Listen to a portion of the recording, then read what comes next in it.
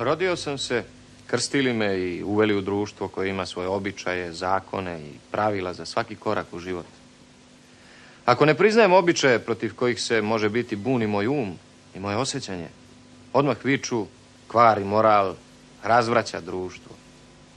Ako ustajem protiv zakona koji mi može biti oduzimaju sva prava ličnosti i čoveka, odmah viču, to je buntovnik, vežite ga, kaznite ga. Mene pritiskuju i dave sa svih strana. A zar nemam ni toliko prava da kažem, ljudi, ne davite me, ne davite ni sebe ni mene. To se može urediti drugačije i bolje. Ako nemam prava da kažem šta mislim i šta osjećam, šta će mi onda i to društvo i taj zakon? To je tamnica za čoveka. На 10. март 1875 година во 4 часот наутро во болница во Трст по долго боледување од туберкулоза починал Светозар Марковиќ, српски публицист, социјалист и политичар од втората половина на 19. век. Неговото здравје се влошило една година предходно при одслужувањето на 9-месечна затворска казна поради текст во весникот Ослободување. Роден бил во Зајачар во 1846 година, завршил гимназиско образование во Крагуевац и Белград, како стипендист студирал во Петроград и Цирих. Во Белград кај него се пробудил интересот за политиката и литературата. Во Русија се вклучил во одредени револуционерни кругови, додека во Швајцарија започнал да го проучува научениот социјализам. Својата новинарска кариера ја започнал рано. Поради жестоките критики кон власта, рано започнале и проблемите. Прво ја загубил стипендијата, поради текст во кој ја нападнал власта и бирократијата. Се вратил во Србија, но ја засилил својата политичка дејност. Започнал да ги издава весниците Радник и Јавност.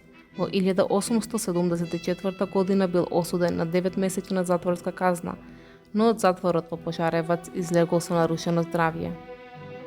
Светозар Марковиќ бил првиот поборник на реализмот во литературата и социјалистички критичар на уметноста.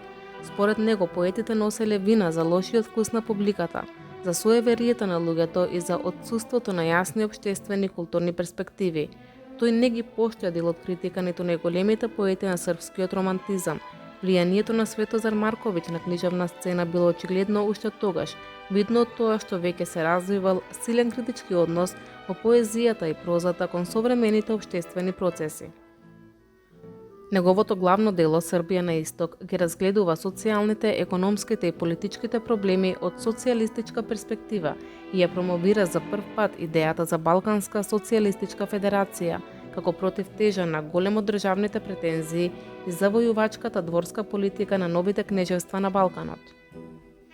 Една нова генерација млади интелектуалци на Балканот, предводен од Светозар Марковиќ, се противеше на натамошното крвопролевање за интересите на локалната аристократија и буржоазија на одделните балкански државички.